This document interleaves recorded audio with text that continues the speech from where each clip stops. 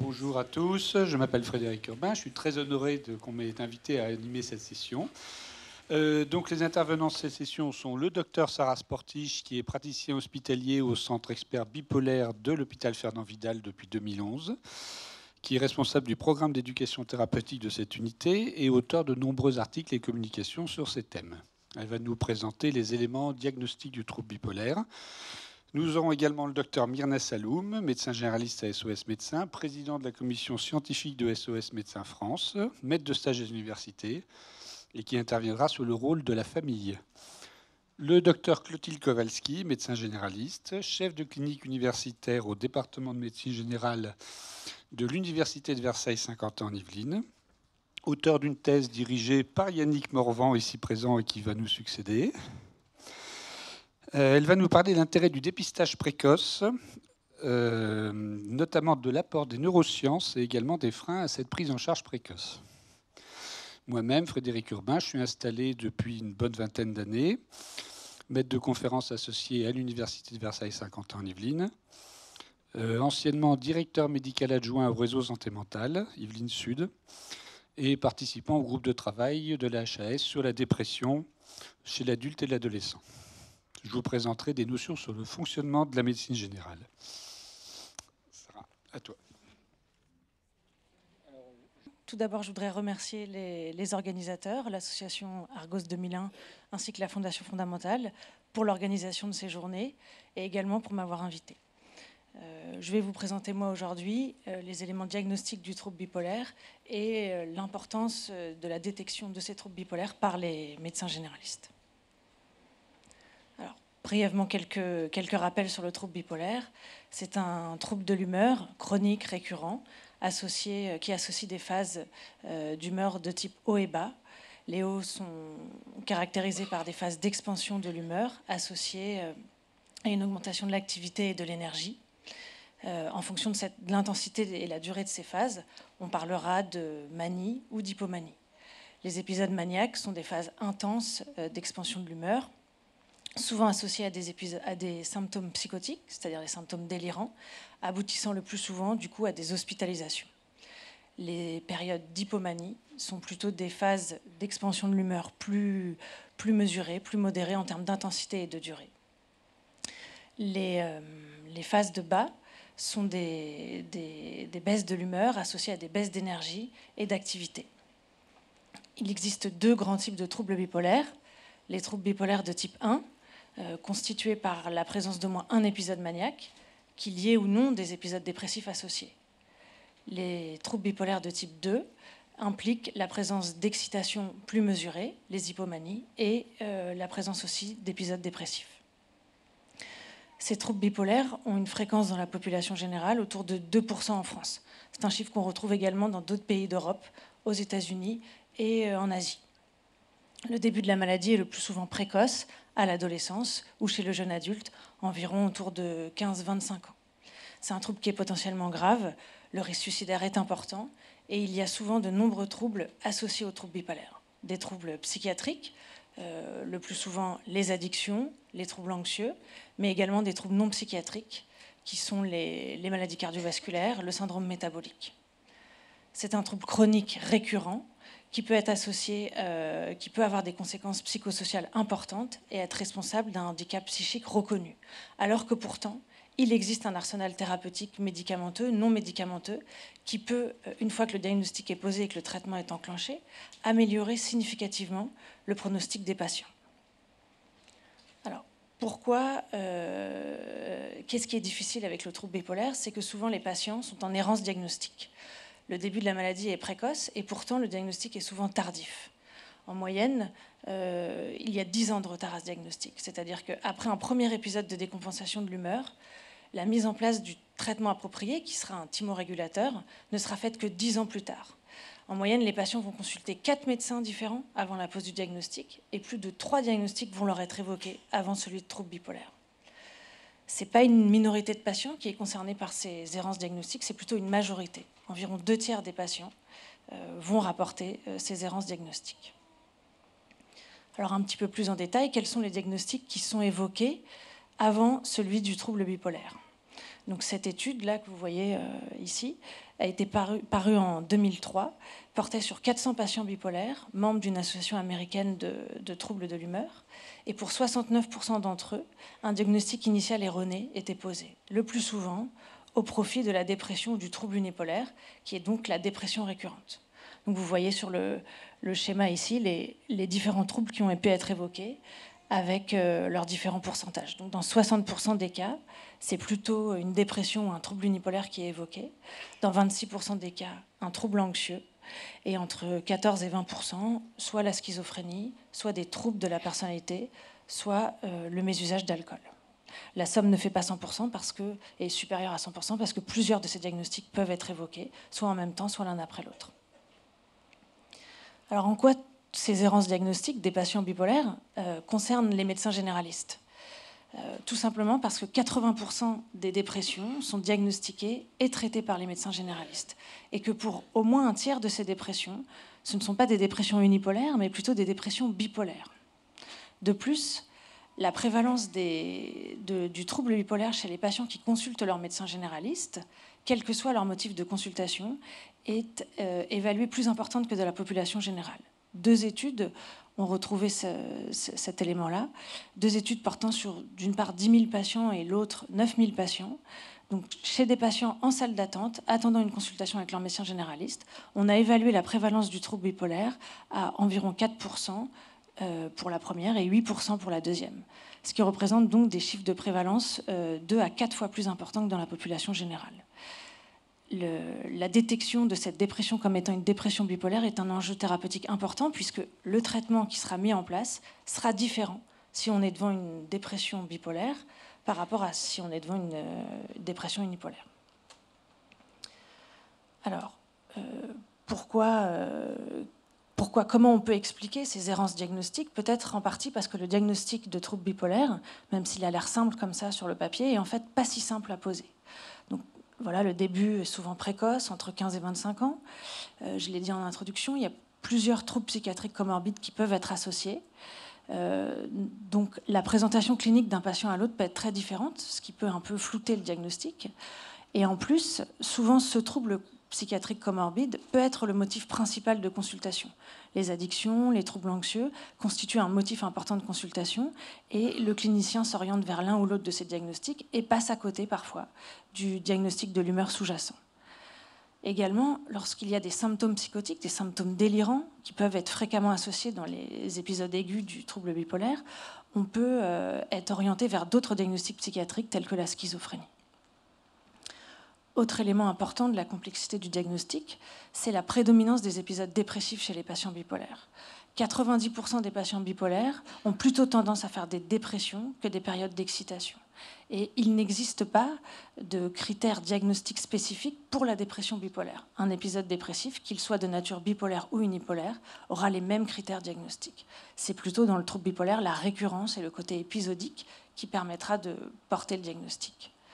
Enfin, dernier point extrêmement important dans la difficulté du diagnostic, c'est la difficulté du diagnostic rétrospectif des périodes d'hypomanie. En général, ces périodes d'exaltation légère ne sont pas perçues par les patients, et si elles sont perçues, elles ne sont certainement pas considérées comme pathologiques. Pourtant, la recherche de ces hypomanies est un élément très important du diagnostic, car en présence d'une symptomatologie dépressive, le fait d'identifier rétrospectivement des périodes d'hypomanie permettra de porter le diagnostic de trouble bipolaire. En plus, c'est une situation qui concerne particulièrement les médecins généralistes, parce que quand on est dans le cadre d'un trouble bipolaire de type 1, le patient va faire un épisode maniaque, souvent avec une symptomatologie assez bruyante. Souvent, ça amène à une hospitalisation, plutôt en psychiatrie, et le patient va alors être pris en charge par des psychiatres. Dans le cadre d'un trouble bipolaire de type 2, les patients auront plutôt tendance à consulter en période de dépression, et finalement, ils auront tendance également à consulter fréquemment leur médecin généraliste. Et c'est dans cette situation-là qu'il faudra essayer d'identifier si dans les antécédents, il y a une hypomanie. La recherche d'une hypomanie passe par l'interrogatoire à l'aide d'identification de périodes d'exaltation modérée de l'humeur, mais en rupture par rapport au fonctionnement habituel des patients. Parfois, pour guider l'interrogatoire, on pourra utiliser des questionnaires, des outils de diagnostic un peu spécifiques, Par exemple, le questionnaire que je vous ai représenté ici, le MDQ, pour Mood Disorder Questionnaire, qui a été développé par Hirschfeld, qui est un auto-questionnaire, donc les patients peuvent y répondre tout seuls. C'est un auto-questionnaire assez rapide, 13 items, qui sont basés sur les critères diagnostiques de la manie, et un score supérieur ou égal à 7, c'est-à-dire qu'il y a au moins 7 items de manie qui sont présents en même temps, orientent fortement vers l'existence d'un trouble bipolaire. Si on n'arrive pas à retrouver d'antécédents d'hypomanie devant un épisode dépressif, même si, comme je l'ai déjà dit, il n'y a pas de critères diagnostiques spécifiques de la dépression bipolaire par rapport à la dépression unipolaire, il existe quand même des indicateurs de bipolarité. Par exemple, si une dépression survient avant l'âge de 25 ans ou chez les femmes en période de postpartum, c'est un argument indicateur, en tout cas en faveur d'un trouble bipolaire. Les antécédents également, les antécédents personnels multiples de dépression, les antécédents familiaux de troubles bipolaires et unipolaires, de troubles de l'humeur en général, sont des arguments en faveur d'un trouble bipolaire. Également la personnalité du patient, en cas de personnalité hyperthymique, c'est également un argument en faveur d'un trouble bipolaire. Après, sur la symptomatologie précise de l'épisode dépressif, il y a quand même certains critères qui orientent vers le diagnostic de trouble bipolaire. Par exemple, la présence de caractéristiques atypiques, qui sont l'hyperphagie, le fait de manger plus, l'hypersomnie, le fait de dormir plus, surtout si ces caractéristiques sont associées à un ralentissement psychomoteur important. Également la présence de caractéristiques de mixité, l'agitation, l'hyperréactivité émotionnelle, l'irritabilité. La présence de caractéristiques psychotiques plutôt congruentes à l'humeur, c'est-à-dire qui sont plutôt en rapport avec l'humeur présentée par le patient. Les conduites suicidaires importantes sont des arguments symptomatiques en faveur d'un trouble bipolaire. Enfin, sur la cinétique de l'épisode de dépression, en cas de dépression bipolaire, on aura plutôt tendance à avoir un début et une fin d'épisode plutôt brutaux. Ce sont des patients qui vous racontent « hier j'allais bien, ce matin je me lève et ça ne va pas du tout ». Alors que dans la dépression unipolaire, c'est plutôt plus insidieux, l'installation du tableau dépressif. Le dernier élément indicateur de bipolarité, c'est la réponse atypique aux antidépresseurs. Souvent, dans le cadre de dépression bipolaire, on n'a pas une réponse habituelle attendue aux antidépresseurs. Parfois, on n'a pas de réponse, voire on a un épuisement après une amélioration initiale, ce qui peut faire évoquer un diagnostic de dépression résistante. Et devant un diagnostic de dépression résistante, il faut systématiquement évoquer un trouble bipolaire. Les antidépresseurs peuvent également aggraver les symptômes, faire émerger ou aggraver des idées suicidaires, faire émerger ou aggraver des symptômes mixtes. Enfin, les antidépresseurs peuvent provoquer une espèce de réponse trop rapide, trop brutale, voire induire un virage de l'humeur, auquel cas on n'est plus dans le cadre d'un indicateur de bipolarité, mais bien dans le diagnostic du trouble bipolaire. Donc, en résumé, la démarche diagnostique du médecin généraliste devant un trouble de l'humeur, elle est de deux types. Soit devant un épisode maniaque, le diagnostic de trouble bipolaire est posé, et là le patient est le plus souvent référé à un psychiatre et souvent par les urgences. Dans le cadre d'un épisode dépressif, il faut rechercher assez minutieusement des antécédents d'hypomanie, voire utiliser des questionnaires. Et puis, si on ne retrouve pas d'antécédents hypomaniaques, il faut essayer de rechercher des indicateurs de bipolarité qui pourront orienter vers le diagnostic de trouble bipolaire. Là encore, parce que la prise en charge thérapeutique est différente si on est dans le cadre d'une dépression bipolaire. Alors, juste un petit point sur la situation particulière des adolescents, parce qu'on sait qu'il existe des variations de l'humeur importantes qui sont le plus souvent non pathologiques à l'adolescence. Pour autant, le trouble bipolaire, lui aussi, peut débuter à l'adolescence. Et souvent, quand un adolescent va mal, le premier interlocuteur, ça sera le médecin généraliste. Du coup, le diagnostic passera par le recueil d'informations auprès de proches, de personnel de santé, à la recherche, toujours comme en cas de décompensation de l'humeur, d'une rupture par rapport à un fonctionnement antérieur, l'évaluation des symptômes et le retentissement. Le tableau clinique présenté par les adolescents est plutôt constitué d'épisodes mixtes, c'est-à-dire où coexistent des symptômes de dépression et des symptômes d'excitation, voire d'une alternance de ces symptômes de l'un à l'autre, plus de symptômes psychotiques, plus de symptômes délirants.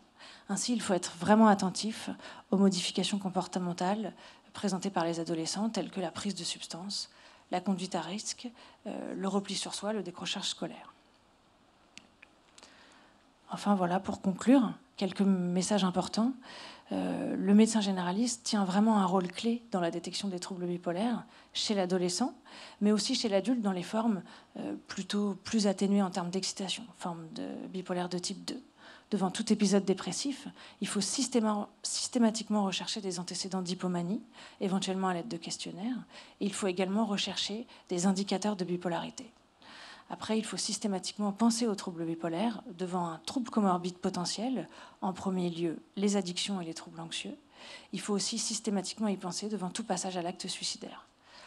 Enfin, le rôle du médecin généraliste, évidemment, ne s'arrête pas à la détection diagnostique. Il peut être impliqué tout au long de la prise en charge des patients bipolaires. Et d'ailleurs, moi, en tant que psychiatre de centre expert, j'ai plutôt des relations avec les médecins généralistes, pas tellement dans le cadre du diagnostic, les patients étant plutôt référés par des psychiatres au centre expert bipolaire, en tout cas dans celui dans lequel je travaille, mais plutôt dans la surveillance au long cours des patients bipolaires sur les comorbidités potentielles qu'ils peuvent avoir, sur la tolérance et l'efficacité des traitements. Voilà, je vous remercie pour votre attention.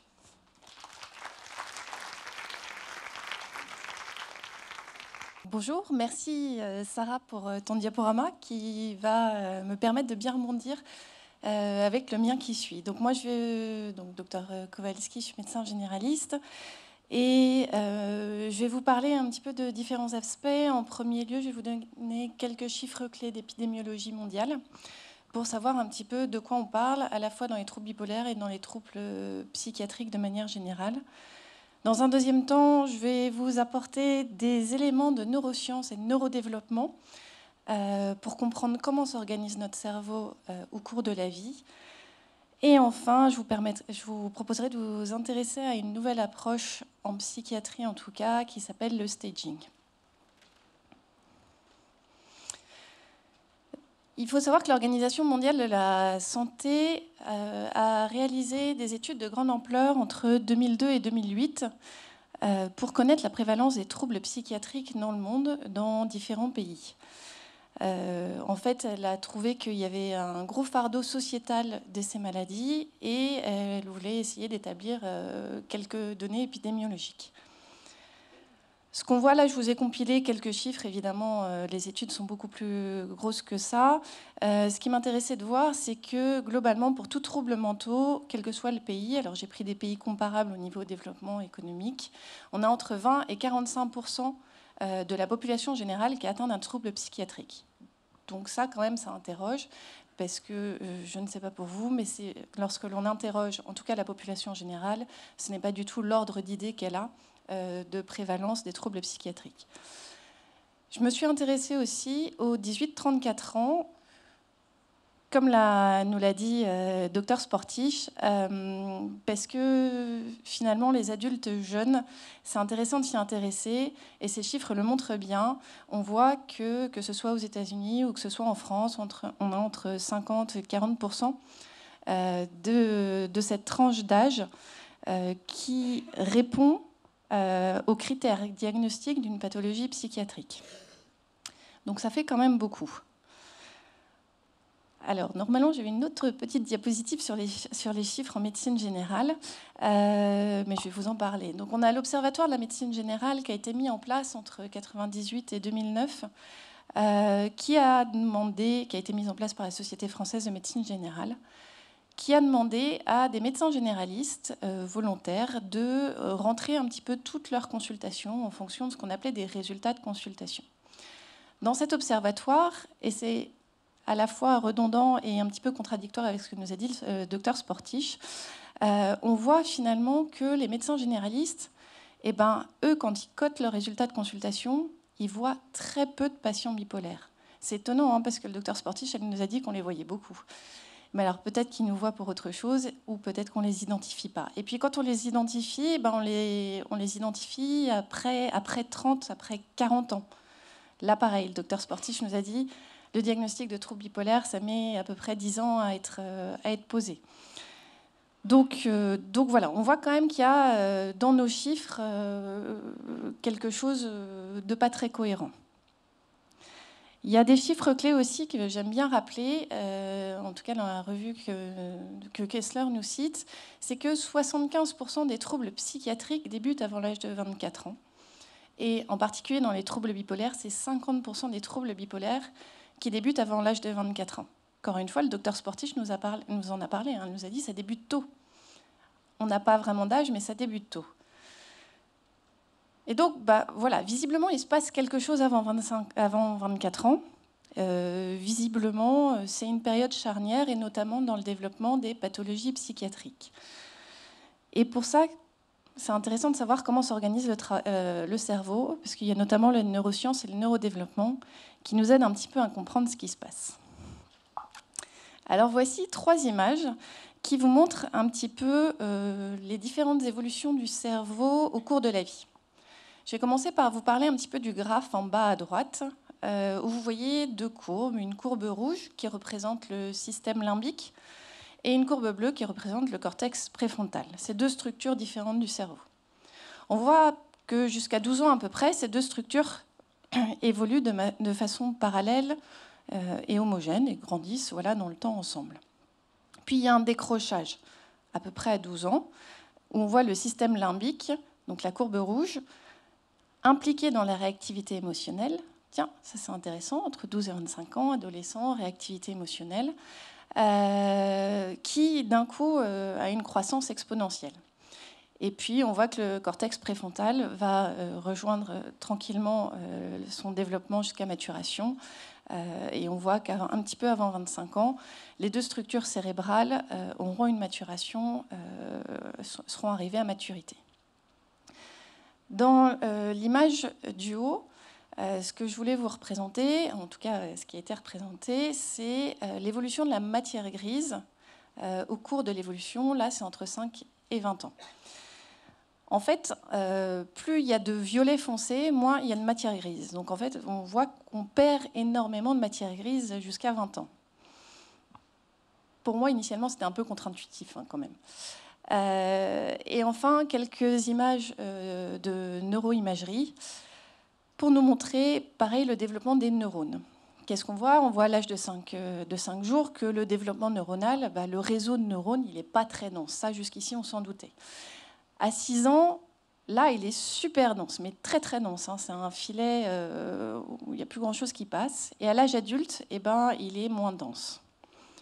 Donc en fait, si je résume, ce que nous disent les neurosciences, c'est qu'un enfant de 6 ans, finalement, il a beaucoup plus de matière grise que nous et beaucoup plus de neurones. Et que tout ça, ça se modifie après, et plus exactement entre 12 et 25 ans. J'insiste moi aussi un petit peu sur cette période, un peu comme le docteur Sportisch, parce qu'encore une fois, que ce soit l'épidémiologie, que ce soit les neurosciences, on voit bien qu'il se passe quelque chose au moment de l'adolescence. J'aime bien utiliser l'image du docteur Gourion, qu'il a utilisée dans son livre « La fragilité psychique des jeunes adultes », où il compare le cerveau finalement à un jardin. À la naissance, il y a des graines qui sont plantées, et le jardin pousse tout au long de l'enfance. C'est le développement et le neurodéveloppement du cerveau. Puis vient le moment de la taille pour l'organiser en un beau jardin. Et ça, c'est le temps de l'adolescence, c'est le temps de l'élagage neuronal. On se rend compte qu'en fait, à l'adolescence, certains circuits neuronaux sont devenus inutiles et ralentissent le système cognitif. Et donc, il a besoin d'être élagué, il a besoin d'être taillé. Mais on se rend compte aussi que si, par hasard, il y a un facteur extérieur, comme un jardinier maladroit qui ne taille pas bien son jardin, s'il y a un facteur extérieur qui influe sur cet élagage neuronal, on peut aboutir à une fragilité, en tout cas à une vulnérabilité vis-à-vis de certaines pathologies. En comprenant qu'il y a cette période de 12-24 ans qui est un peu vulnérable, un peu fragile, on peut se poser la question de la place du médecin, nous, par rapport à ces maladies psychiques. Et c'est là où j'aimerais aborder avec vous une démarche médicale pour aborder les maladies psychiatriques qui est utilisée dans plein de spécialités médicales, mais pas tellement en psychiatrie, qui est la démarche du staging. Alors voici une petite diapo pour vous étonner, parce que alors, ça n'a absolument rien à voir avec notre propos d'aujourd'hui. Il s'agit d'une image représentant le développement d'une tumeur vésicale dans le temps. Ça paraît assez évident maintenant, en tout cas admis et dans la communauté scientifique et dans le grand public, qu'un cancer, ça se développe petit à petit en fonction de stades et de grades différents. En fonction du stade et du grade de diagnostic, on a un traitement adapté, on a une thérapeutique différente qui est proposée aux patients. Eh bien, on pourrait faire la même chose finalement en psychiatrie. C'est-à-dire peut-être considérer la maladie dans son ensemble et considérer qu'elle peut évoluer par étapes. Voici une autre image pour essayer d'illustrer mon propos. Ces deux schémas représentent à nouveau le neurodéveloppement, mais aussi les symptômes psychiatriques en fonction de leur intensité au cours de la vie. Ça, c'est la courbe bleue. Puis on voit bien qu'il y a un moment, il se passe quelque chose, on passe du symptôme au seuil de la pathologie. C'est un seuil qui n'est jamais facile à définir. Sur la courbe de gauche, vous avez... de droite, parce que c'était un autre diaporama.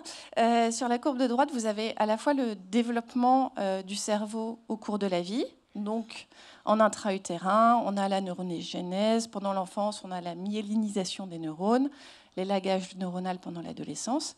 Et puis, là, en rose sur le schéma de gauche, vous avez les facteurs extérieurs qui pourraient influer, qui influent sur la neurogénèse et le développement du cerveau. Qu'est-ce que ça peut être ? Ça peut être dans l'enfance une infection, une hypoxie à la naissance, une isolation, un déménagement qui est mal vécu. On voit bien qu'à l'adolescence, souvent il se passe quelque chose et que notamment tout ce qui est consommation de drogue ou un stress important peut faire passer, en tout cas d'un simple symptôme, à la pathologie. Donc, finalement, pourquoi je vous parle de ce modèle-là ? C'est parce que peut-être que comme on met beaucoup de temps à diagnostiquer, la maladie, peut-être qu'il faudrait qu'on se place en avant, peut-être qu'il faudrait qu'on fasse de la détection précoce. Et cette détection précoce, il faudrait qu'on trouve des marqueurs, en tout cas des repères, pour pouvoir intervenir, nous, médecins, et notamment nous, médecins généralistes, essayer d'identifier ces symptômes et pouvoir adresser peut-être un peu plus vite. Et donc là, je vais laisser la parole au docteur Urbain, qui va nous parler plus spécifiquement de la médecine générale.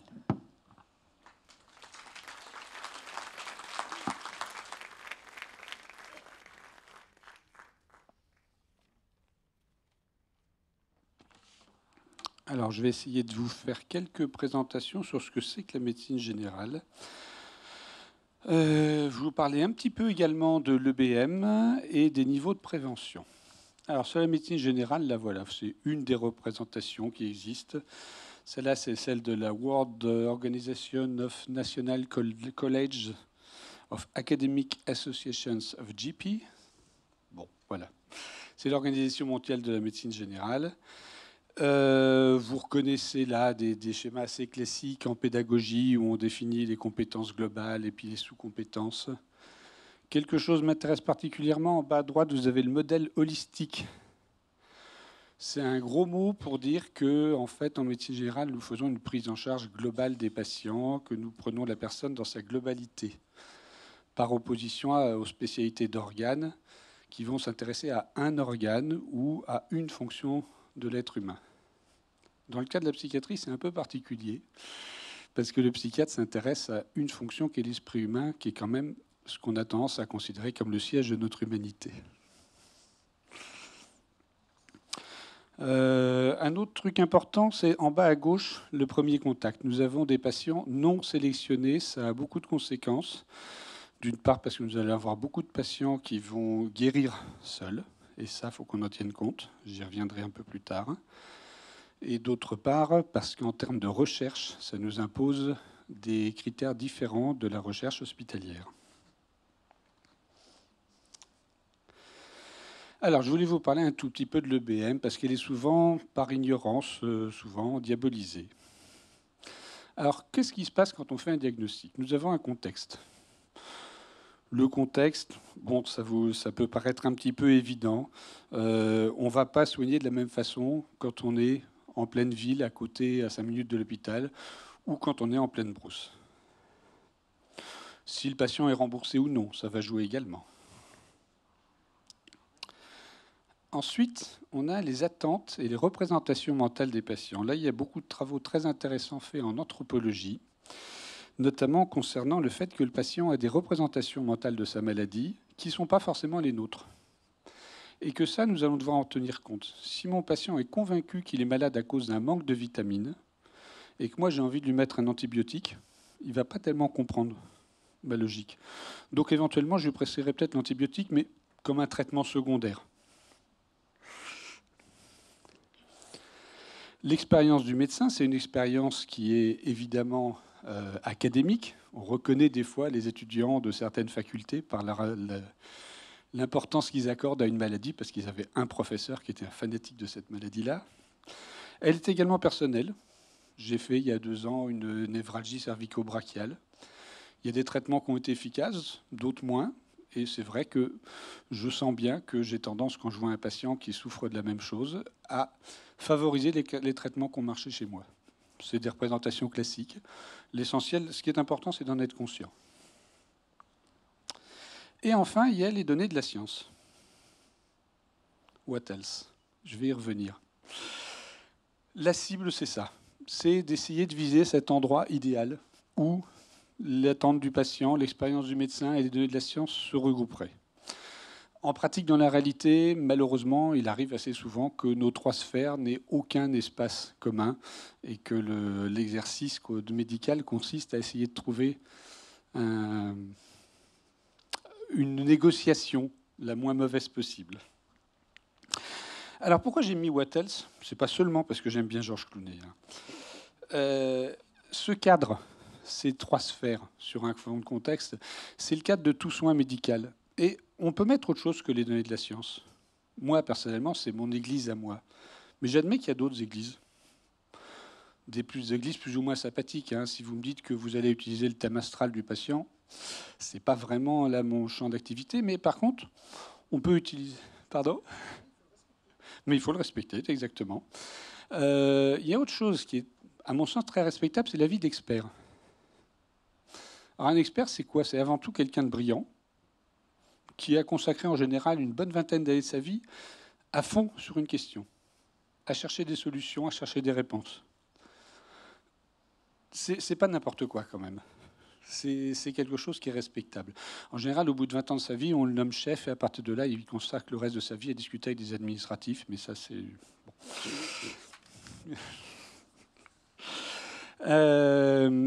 L'avis d'expert a plusieurs avantages par rapport aux données de la science.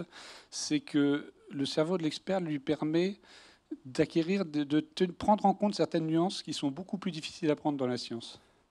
Par exemple, quand on fait des études scientifiques, on va prendre souvent des patients purs, qui ont une seule maladie, qui comprennent parfaitement tout ce qu'on leur dit, qui ont une très bonne espérance de vie. Enfin, bon, il y a plein de raisons qui font que voilà, les données de la science, parfois, peuvent être un peu restreintes, alors que, effectivement, l'expert qui a vu passer 1000 patients atteints d'une maladie donnée peut plus facilement prendre en compte les nuances.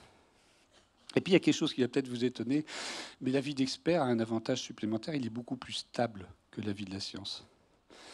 Dans les données de la science, si aujourd'hui, il sort une étude dont les résultats contredisent ce qui était considéré comme vrai, eh ben, on va, de ce jour, immédiatement changer d'avis.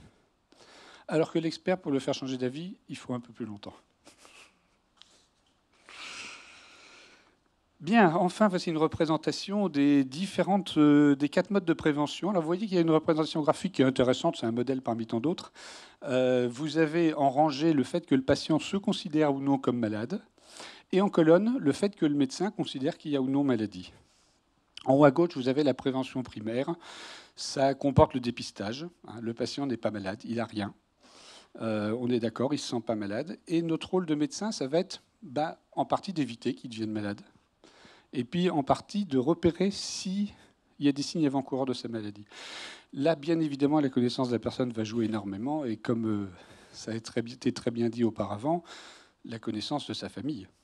Parce qu'il est clair que quelqu'un qui a des antécédents familiaux de troubles bipolaires, on va être particulièrement vigilant chez lui. En haut à droite, la prévention secondaire. Là, le patient a été malade, mais il ne l'est plus. Et ce qu'on va essayer d'éviter, c'est qu'il rechute. C'est le cas typique de la personne qui a fait un épisode dépressif. Et nous, le patient, il se considère fort heureusement comme guéri, mais nous, on sait que ce premier épisode dépressif le met à risque de rechuter. On va être beaucoup plus vigilant, on va lui donner des conseils de prévention, d'hygiène mentale. En bas à droite, vous avez les préventions tertiaires. Alors celle-là nous concerne énormément en médecine générale. D'ailleurs, je crois que c'est un peu la teneur des échanges que Sarah a avec les médecins généralistes. On a des patients qui sont malades, on le sait. Ils sont porteurs d'une maladie, ils le savent également, on est d'accord tous les deux. Et ce qu'on va faire, c'est aller rechercher les complications, aller rechercher les comorbidités, donc en particulier surveiller l'émergence d'un trouble de la personnalité, d'un trouble des conduites, d'une addiction, voilà. Et également du suicide, mais je crois que le suicide, c'est Denis Mayer qui va en parler plus tard, mais ça fait partie des choses sur lesquelles on est très, très sur la brèche. Je ne vais pas m'attarder sur la prévention quaternaire, qui est un peu une nouveauté.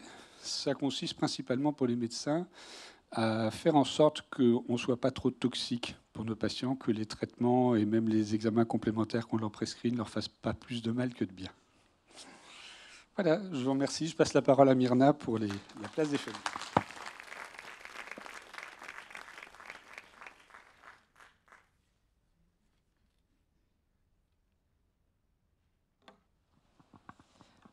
Bonjour à tous. Je remercie les organisateurs de m'avoir invité. Merci Frédéric.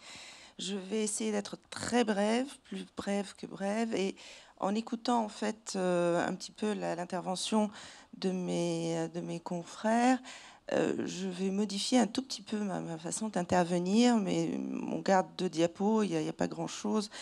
Dans le mot médecine générale, on l'a depuis quelques années. Aujourd'hui, ça se remet un petit peu en cause. Appeler le médecin généraliste médecin de famille, et dans le mot médecin de famille, il y a famille. Donc quand on parle, la famille est présente dans toutes les pathologies, mais c'est très particulier dans les pathologies psychiatriques où le rôle de la famille peut être primordial, autant dans le suivi, qui n'est pas notre sujet aujourd'hui, mais surtout dans la détection. Alors, je vais être très axée, comme l'ont été mes confrères avant, sur la détection très précoce, parce que justement, chez les patients jeunes, qu'ils soient adolescents ou enfants, mais encore aujourd'hui, la bipolarité chez l'enfant, c'est un petit peu compliqué d'en parler, mais si la neuroscience nous montre un jour qu'il y a des repères qu'on peut, ou des choses à détecter, la place des parents, elle est effectivement primordiale, puisque jusqu'à 18 ans, mais même un tout petit peu au-delà, c'est la famille qui emmène. Donc quand je dis la famille, ça peut être les parents, ça peut être l'entourage proche, qui va pousser le patient à consulter, ou en tout cas qui va détecter. Donc plus on va détecter les choses d'une façon précoce, mieux on va soigner, prendre en charge nos patients, et mieux sera le pronostic. Donc meilleur sera le pronostic. Donc c'est pour ça, si on pense qu'il y a des retards diagnostiques, il y a effectivement une sorte de nomadisme, surtout dans le type 2 de la bipolarité, comme le docteur Sportisch a dit. C'est lié particulièrement aux phases d'hypomanie ou à la dépression, qui est entre guillemets étiquetée juste dépression, et c'est là où la famille a toute sa place. C'est là où le médecin généraliste traitant peut, à travers des petits outils, à travers surtout, j'enchaîne sur le patient un peu plus âgé, l'anamnèse. Donc quand le patient il est plus âgé, on peut essayer de lui demander d'avoir un entretien avec son entourage et sa famille pour rechercher des petits indices qui peuvent nous orienter vers une bipolarité qui n'a pas été détectée jusque-là. Et ça, je pense que c'est très important à mettre dans notre schéma diagnostic thérapeutique, nous, mais aussi à toutes les personnes qui pensent qu'autour d'eux, il y a peut-être un enfant, un adolescent, un jeune, un parent qui a des troubles qui jusque-là sont passés inaperçus. Je ne vais pas revenir sur la liste de tout ce qui est qui sort des choses classiques. Donc, la famille, il ne faut pas hésiter à s'entretenir avec. Évidemment, pour amener le diagnostic, mais aussi pour soutenir le patient, pour le soutenir dans un premier temps, pour le diagnostic initial, mais aussi pour les rechutes.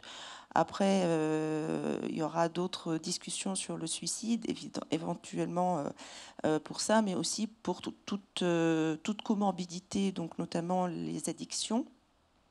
La famille a un rôle aussi très important et nous, on a le rôle de penser à la famille, penser à discuter avec la famille et ne pas dénigrer ou ne pas juste se contenter de regarder le patient en tant qu'entité ou qu'électron libre, mais il fait partie d'un entourage qui est très important à prendre en charge. Justement, c'est ce qui, pour moi, est une des clés de la réussite, c'est d'avoir cet échange qui va permettre d'avoir une adhésion. Quand notre patient nous échappe, parfois, on peut avoir son adhésion, on peut le rattraper, entre guillemets, en ayant l'adhésion de l'entourage et en faisant travailler ou en faisant participer l'entourage, justement, et quand on réussit à mieux gérer notre patient, on gère mieux l'entourage et vice-versa dans l'autre sens. Donc là, on déborde un tout petit peu sur au-delà de la prévention et de la détection, mais il faut comprendre que si aujourd'hui on détecte tard et on tombe un tout petit peu en tant que médecin traitant ou spécialiste sur des cas qui sont un petit peu tardifs, il faut remonter la chaîne et pour se dire qu'est-ce qui autour de mon patient peut me permettre d'aller vite et de diagnostiquer, de prendre en charge d'une façon assez précoce le patient. Mais la famille est un élément qui me semble assez primordial. Je vous remercie. Je repasse la parole à Clotilde pour quelques diapos. Merci à vous. Merci Myrna. On a vu en fait qu'en médecine générale, d'abord que le trouble bipolaire, c'est un diagnostic qui est difficile, que les médecins généralistes les voient, mais les diagnostiquent pas forcément. On a vu que la médecine générale, c'était une médecine assez globale, holistique. Et finalement, on se dit, il faut du temps pour diagnostiquer, mais pourquoi ? Pourquoi est-ce que les gens ne viennent pas ? Et pourquoi ils ne consultent pas ? Alors normalement, j'ai une petite diapo avant qui vous montrait quelques chiffres, mais je vais juste vous les dire. Il faut savoir qu'il y a des études qui ont été faites, que ce soit aux États-Unis, en Europe, auprès des adultes et auprès des jeunes. Mais par exemple, en Europe, 48% des patients avec un trouble psychiatrique et un impact majeur dans notre quotidien consultent un médecin généraliste. En tout cas, un professionnel de santé, pardon. Donc ça veut dire que 52% des patients qui sont impactés dans leur vie quotidienne par leurs troubles ne consultent pas. Ça nous pose vraiment problème. On ne peut pas les soigner s'ils ne viennent pas nous voir. Et donc, il y a justement Gulliver, l'équipe de Gulliver, qui a essayé de répertorier quels étaient les freins au fait de consulter. Globalement, on pourrait en mettre, alors il en manque un sur la diapo, mais moi j'en ai retenu 4. Les freins dus au patient lui-même, les freins dus à la société, au système de soins et aux professionnels de santé. L'individu, d'abord, pour consulter, il faut qu'il se sente malade. Ça paraît évident, mais ça ne l'est pas du tout dans ces pathologies-là.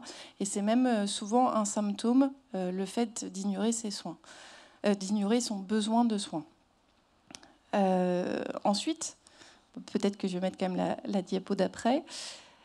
Une fois qu'on se sent malade, il ne faut pas avoir peur du traitement. Là, c'est l'électroconvulsivothérapie, là, le truc qui fait peur dans tous les films. Là, c'est l'image du milieu. Et ça, en psychiatrie, on y est quand même, en tout cas en médecine générale, nous qui voyons, en tout cas qui détectons un peu de dépression, on est quand même franchement confrontés à cette peur du traitement. Voilà. Ensuite, il y a une barrière au niveau de la société. Les maladies mentales, c'est quand même très mal connu de la population générale. Il y a une enquête fondamentale qui a été menée en 2014 et qui retrouve une forte stigmatisation, c'est vraiment le mot, stigmatisation des maladies mentales.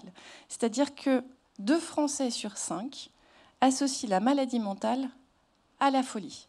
Donc moi, tous les dépressifs que je vois en cabinet, ils sont fous. Pourtant, il ne me paraissait pas si fou que ça.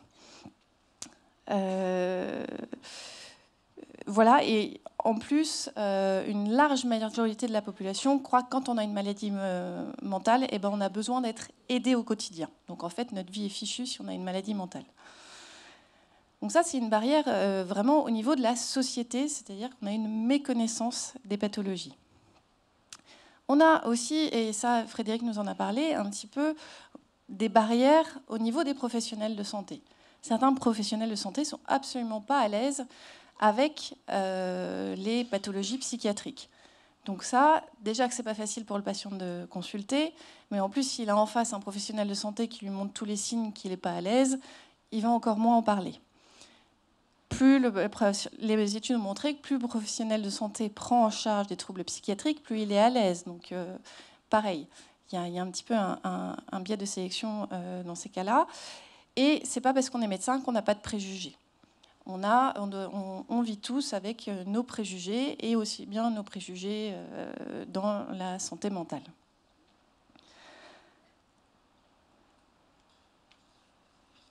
Il y a une étude aussi dont je voudrais vous parler, que je trouvais assez intéressante pour les professionnels de santé face aux adolescents.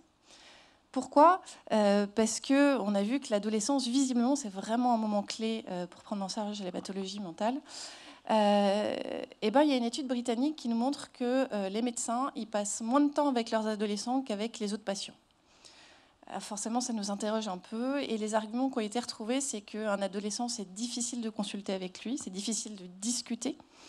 Et puis, une fois qu'on a vu l'adolescent, qu'on a pris le temps de discuter, qu'on repère éventuellement des symptômes, les professionnels de santé, ils se sentent impuissants. Ils ne savent pas comment traiter, ils ne savent pas à qui orienter. Et donc là, ça nous rejoint une autre barrière d'accès aux soins, qui est barrière du système de soins. C'est-à-dire qu'on a une mauvaise coordination entre les soins premiers et les soins de spécialité, et particulièrement dans cette charnière adolescent, jeune adulte, adulte émergent. On retrouve tous ces termes dans la littérature. Voilà, donc globalement, 4 points. Je suis désolée pour les diapositives qui n'en montrent que 3, mais des barrières d'accès aux soins qui sont dues au patient lui-même qui ne sait pas qu'il est malade ou qui a peur du traitement, à la société qui stigmatise la maladie mentale, au système de soins qui ne permet pas toujours une bonne coordination entre les spécialités, qui ne rémunère pas non plus des consultations qui sont plus longues, et enfin les professionnels de santé qui sont parfois eux-mêmes un peu désœuvrés, soit ne détectent pas assez, soit ne sont pas assez formés, soit sont eux-mêmes victimes de préjugés. Oups, pardon. Et donc, juste, c'était un petit clin d'œil pour parler de la détection précoce. Parfois, on a peur aussi de détecter trop tôt en se disant, si on détecte, c'est qu'on va traiter tout de suite. Alors, l'image de l'IRM, c'est l'image un jour, on y arrivera à détecter avec l'IRM. Oui, mais du coup, ça va impliquer un traitement horrible juste après. Alors, je préfère ne pas en parler, fermer les yeux et me boucher les oreilles. Surtout, on ne dit rien. Non, l'idée, c'est pas d'aller surmédiquer ou surdiagnostiquer. Notre idée, c'est d'être vigilant. Vraiment, notre rôle à nous, médecins, et particulièrement médecins généralistes, c'est d'être vigilants et de surveiller. On peut prendre ça comme des marqueurs, je ne vais peut-être pas prendre d'exemple, mais comme des marqueurs pour être sûr de ne pas passer à côté de quelque chose qui pourrait arriver. Ah, zut. Bon, voilà, et juste la petite diapo rigolote pour montrer la stigmatisation de la société. Elle a une dépression, elle ne voulait pas venir bosser, quoi. Ah, cette simulatrice, celle-là, je viens de la croiser, elle allait chez son psy, elle avait l'air très en forme.